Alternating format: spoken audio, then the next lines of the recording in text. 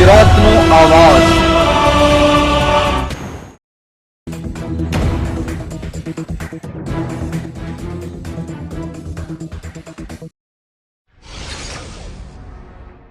જૂનાગઢના બેસણમાં વાતાવરણમાં અચાનક પલટો, રાત્રિના ભારે પવન અને બપોરના કમોસમી વરસાદ।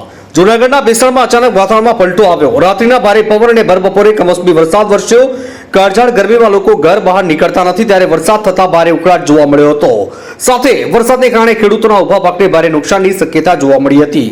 સાથે સાથે બેસણના રસ્તાઓ પર પાણી ફરી વળ્યા હતા, જેમાં ભારે ગરમીમાં થોડીવાર લોકોમાં ઠંડકની મોજ માણી હતી। જૂનાગઢ બેસણથી કાસમ હોથીનો રિપોર્ટ।